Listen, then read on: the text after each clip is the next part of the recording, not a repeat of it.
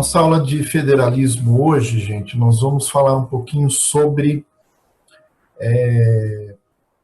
vamos continuar falando sobre ICMS, vamos continuar falando sobre guerra fiscal, mas nós vamos falar especificamente sobre o episódio que ficou conhecido como Guerra dos Portos, né? Basicamente, eu estou falando, gente, da guerra fiscal pelo ICMS incidente na importação de mercadorias, tá? É sobre isso que nós vamos falar hoje aqui, né? Então, vamos lembrar, gente, que o ICMS, ele incide sobre a circulação de mercadorias e serviços, né? Ele incide sobre a venda de mercadorias, né? E também sobre a prestação de serviços de transporte interestadual, intermunicipal e comunicações, né? É um tributo que incide primordialmente sobre a venda de mercadorias.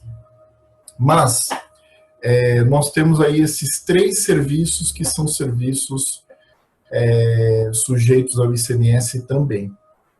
O transporte intermunicipal, o transporte interestadual e comunicações.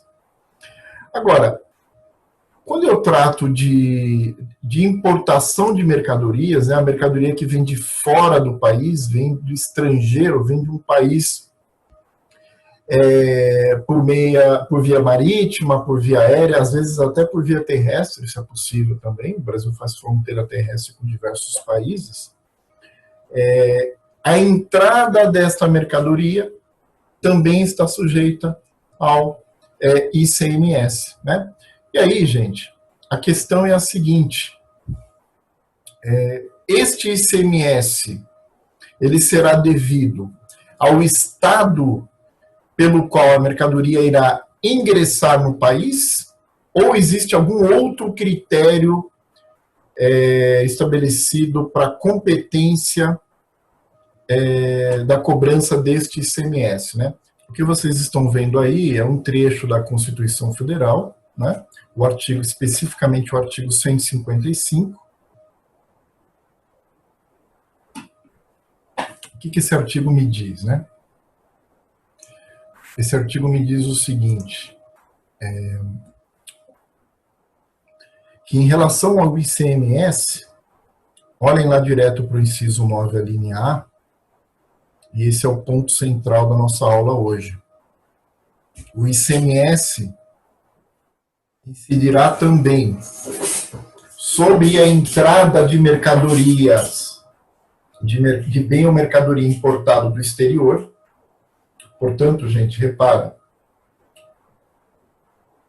alguém comprou mercadoria da China, alguém comprou mercadoria dos Estados Unidos, alguém comprou mercadoria da França. Portanto, está realizando a importação dessa mercadoria. A mercadoria chega no Brasil e aí nós temos essa disposição constitucional.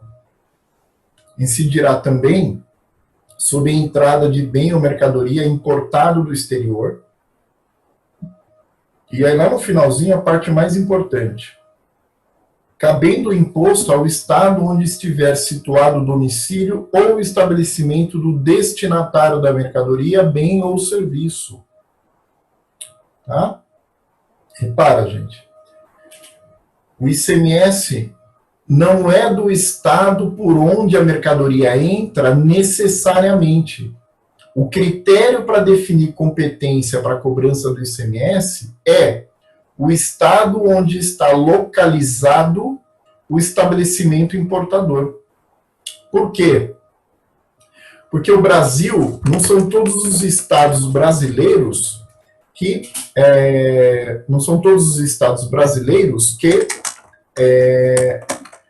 por exemplo, possuem portos, né? Como é que ficaria, por exemplo, o estado do Mato Grosso, que não tem porto nenhum, com relação às mercadorias importadas via Santos, por exemplo, via o porto ali de Pernambuco, o porto do estado da Bahia, como é que ficariam esses estados internos, né? Então, o critério estabelecido constitucionalmente, que é esse que vocês estão vendo aí, é de que o ICMS deve ser cobrado pelo estado do destinatário dessa mercadoria, né? Então, o que aconteceu, qual foi o contexto aí da Guerra dos Portos, né? Alguns estados passaram a oferecer redução do ICMS via benefício fiscal para empresas que, a partir do seu território, né? Então, vamos imaginar que quem está fazendo isso é o estado de Santa Catarina, por exemplo. Então, a partir do seu território, Santa Catarina, a empresa se estabelece ali, realiza a importação pelo Porto de Santa Catarina, experimenta uma redução do ICMS incidente nesta importação. Via de regra, os estados adotam a alíquota interna do ICMS, então, uma importação feita aqui por Santos, o ICMS que vai incidir será de 18%, que é a alíquota interna aqui de São Paulo, né? Incidente nessa operação. Normalmente utilizam a alíquota interna, mas alguns estados passaram a oferecer benefícios, ou seja, redução da incidência do ICMS na importação para quem se instalasse lá, né? Então, empresas que, por exemplo, estavam localizadas em São Paulo, empresas que estavam localizadas em Minas ou no Rio de Janeiro, muito embora pudessem fazer importação, no caso de São Paulo e Rio, pelo próprio estado, que tem porto, essas empresas preferiam abrir uma nova empresa, uma filial, por exemplo, no estado que está concedendo, que concedia esse benefício, neste meu exemplo, Santa Catarina, entrar com a mercadoria no país por aquele estado e transferir essa mercadoria depois para o estado real, o estado onde a mercadoria deveria ter ido desde o início. No meu exemplo, por exemplo, o caso de São Paulo, o estado de São Paulo. Então, isso passou a ser feito por alguns estados, provavelmente os mais conhecidos aí, Espírito Santo, Paraná, Santa Catarina, passaram a conceder esses benefícios, e a prejudicar outros estados nos quais realmente estavam as importadoras, as empresas importadoras. Gente, reparem nessa matéria.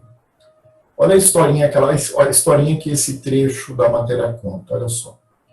O governador do Paraná assinou o decreto no final da tarde de sexta-feira, reduzindo o ICMS sobre produtos importados pelo Porto de Paranaguá, de 12% para 3%, em resposta à atitude do governo de Santa Catarina, que fez essa redução há alguns meses para as importações realizadas pelo Porto de Itajaí, através de um programa denominado Compex. A retaliação, segundo ele, se deve ao fato de Paranaguá estar perdendo negócios com a ida de empresas locais para Santa Catarina, o que trouxe a redução da arrecadação nos últimos meses, de médias de 70 para 17 milhões de reais. Então, agora é o governador do Paraná falando, em vermelho, né? Fomos verificar os motivos dessa queda e descobrimos que nossos importadores estão indo para Santa Catarina. De hoje em diante, vamos passar a fornecer um crédito presumido de ICMS de 9% para eles, para preservar nossos empregos, já que a perda de arrecadação será inevitável. O governador paranaense disse que resolveu tomar essa medida compensatória pela loucura, pela desordem tributária que se instalou no país, onde ninguém mais se incomoda com as regras do CONFAS. Reparem vocês o seguinte, né? Muitos estados que passaram a oferecer esse benefício para atrair importadores, passaram, evidentemente, a tirar uma vantagem que não seria admitida pelo nosso pacto federativo, né? Nós já vimos aqui que a concessão de qualquer tipo de benefício é dependente de uma aprovação prévia no CONFAS. Então, se o Estado, ainda que para um importador, oferece algum tipo de benefício fiscal, esse Estado viola o Pacto Federativo, adota uma medida tratada como uma medida inconstitucional, né? Por ser uma medida unilateral, uma medida adotada à revelia do Conselho Nacional de Política Fazendária, que reúne as secretarias de Estado da Fazenda de todas as unidades federativas, né? Então, o episódio que ficou conhecido como Guerra dos Portos dizia respeito, portanto, à concessão de benefícios com a finalidade de atrair importadores. Esses estados tinham o objetivo, então, de ficar com o ICMS incidente sobre a importação de mercadorias, né? O que, então, foi feito para amenizar, reduzir a incidência desse tipo de prática, né? O que foi feito foi a publicação pelo Senado Federal de uma resolução estabelecendo uma alíquota interestadual diferente daquelas que nós já estudamos aqui. Lembre-se que nós estudamos duas alíquotas interestaduais, uma alíquota de 12% e uma alíquota de 7%. Né? A alíquota de 12% como uma alíquota geral, a alíquota de 7% como uma alíquota excepcional. Né? Seria uma alíquota a ser aplicada quando a mercadoria saísse de um estado da região sul e sudeste, o que eu sempre chamei como as regiões ricas, portanto, quando a mercadoria saísse de um estado rico, para as demais regiões do país, norte, nordeste, centro-oeste, Espírito Santo, o que eu sempre chamei como as regiões pobres, ou os estados pobres. Então, regra geral, uma operação interestadual tem uma alíquota de 12%, exceto quando a mercadoria sai de um estado rico para um estado pobre. Neste caso, a alíquota aplicável seria 7%. O que o Senado Federal fez? O Senado Federal, em relação às operações interestaduais com mercadorias importadas, estabeleceu uma alíquota menor, uma alíquota de 4%. E qual o objetivo de reduzir essa alíquota? Com a finalidade aí de acabar com a guerra fiscal. O que se buscou? O que se buscou foi reduzir a margem de benefício a ser dado por um determinado estado, né? Então, vocês estão lembrados que quanto menor a alíquota que eu cobro na origem, mais imposto sobra no destino, né? Então, o Senado Federal estrangulou essa margem dos estados que concediam benefícios, né? Estabelecendo uma alíquota interestadual para que a mercadoria saísse desse estado e fosse ao destino, o destino real da mercadoria, não o estado que concedeu o benefício, estabelecendo uma alíquota reduzida de apenas 4%. Então, para que esse Estado pudesse dar uma vantagem para esse importador, que justificasse esse importador ficar lá, essa vantagem teria, então, aí uma margem extremamente reduzida, já que a interestadual já estava fixada em 4%, e não mais em 12%, ou 7%. Né? Então, essa medida criou, finalmente, a terceira alíquota interestadual. Nós, então, até então, víamos falando de duas, 12% e 7%, né? E agora temos essa de 4%. Gente, essa tabela, ela pretende resumir todas as hipóteses de alíquotas em operações interestaduais. Eu tenho, portanto, 12% e 7%, que vocês já tinham, eu já tinha tratado com vocês. A novidade, então, passa a ser essa de 4%. 4%, na matéria, no tema que nós estamos falando hoje, aplicável a quais situações, né? No contexto da Guerra dos Portos, aplicável às mercadorias, às operações interestaduais com mercadorias importadas. Tá? Então, só que há alguns anos existe já a previsão de 4% para o transporte aéreo de passageiro, né? Transporte interestadual de passageiro. Então, quando você pega um avião daqui para a Bahia, isso é transporte aéreo, está sujeito ao ICMS de 4%. Mas, evidentemente, o objetivo aqui não é falar do ICMS sobre passagens aéreas. O objetivo aqui é falar sobre o ICMS nas operações interestaduais com mercadorias importadas. E, neste caso, nós temos uma regra estabelecida pela resolução editada pelo Senado Federal, a resolução número 13. Essa resolução diz o seguinte: quando uma operação interestadual for realizada com uma mercadoria importada, a alíquota a ser aplicada será de 4%. Salvo se, nesse estado de origem, tiver ocorrido industrialização com essa mercadoria e o resultado tenha sido uma mercadoria com pelo menos 60% de conteúdo nacional. O que isso significa? Vamos entender. O Senado Federal não quis prejudicar os estados nos quais uma determinada empresa tenha se instalado para realizar importação e fabricar, industrializar neste estado. Isso não é guerra fiscal. Por quê? Porque o estado está dentro das regras do jogo, atraindo uma empresa para que ela produza, para que ela gere emprego naquele estado. Daí a previsão nessa resolução do Senado Federal de que essa regra de 4% não se aplica quando houver industrialização naquele estado. Qual foi o objetivo do Senado Federal? Atingir os estados que concediam benefícios à revelia do CONFAS, os chamados benefícios fiscais inconstitucionais, aquilo que causa guerra fiscal. Então, o que eles fizeram? O que o Senado fez? O Senado disse o seguinte: se a mercadoria bateu em um determinado estado e foi para outro, ou seja, esse estado de entrada foi um estado somente que a empresa utilizou para se servir de um benefício fiscal, quando a mercadoria sair desse estado, esse estado vai ficar só com 4% do ICMS da operação interestadual.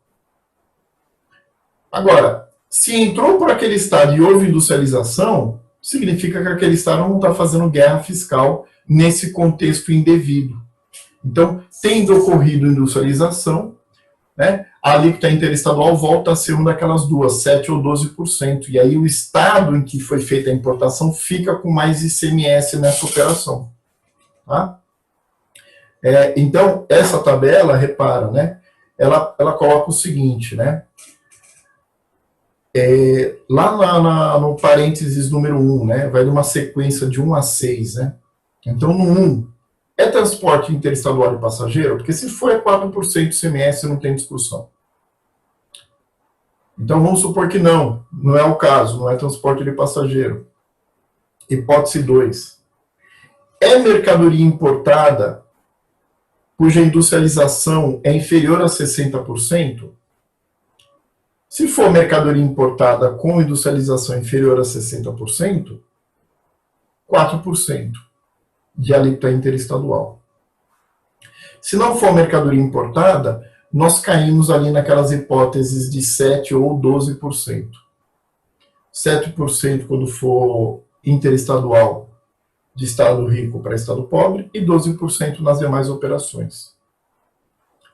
O segundo bloquinho, que está em vermelho aí, mercadorias destinadas a consumo próprio, são as hipóteses em que nós temos o chamado de FAO, o diferencial de alíquota.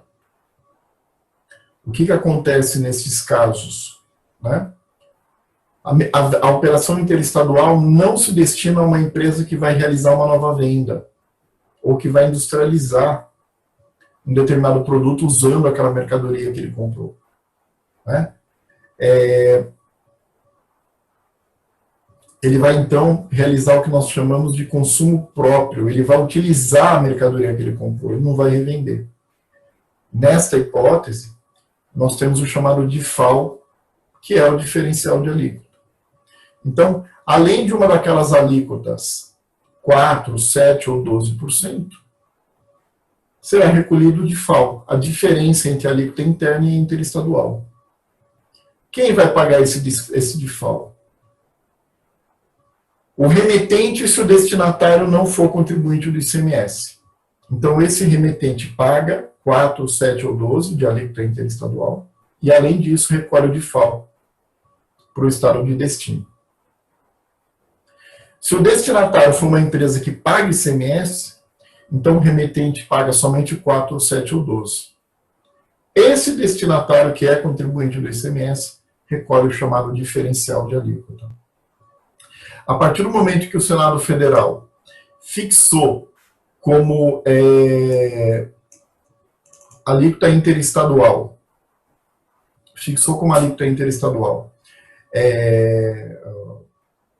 4%, né, ele reduz substancialmente, né, a margem que esse Estado teria para oferecer de vantagem competitiva, porque se já a alíquota interestadual passa a ser 4%, quanto sobra para esse Estado oferecer de vantagem no momento em que a mercadoria sai dele e vai para um outro Estado, né? Era aí que as empresas importadoras ganhavam quando elas se instalavam nesses estados, tá?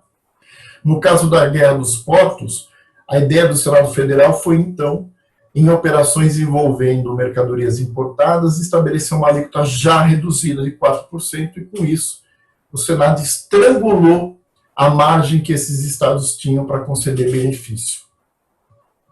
Continua sendo 7 ou 12 com mercadoria importada, sempre que, apesar de ser importada, uma industrialização tiver ocorrido nesse estado de origem, né? Essa industrialização tem que resultar em pelo menos 60% de conteúdo nacional no produto resultante. Como é que isso é medido? Isso é medido via laudos técnicos, né? Laudos que são elaborados exatamente com a finalidade de medir quanto que se industrializou nesse estado com a mercadoria que foi importada. Tá? Coloquei material no Moodle, tem questão ali que vocês vão poder responder até o dia 11, né? Se tiver alguma dúvida, alguma questão específica, né? Entre em contato comigo. Isso vai ser possível também pelo representante de vocês, que tem contato direto comigo, tá bom? E aí nós nos vemos, então, na próxima semana, mesmo horário, 9h20, terça-feira, tá bom, gente? Mais uma vez, obrigado, uma boa semana para vocês e bastante álcool gel na mão aí, ok? Um abraço, gente.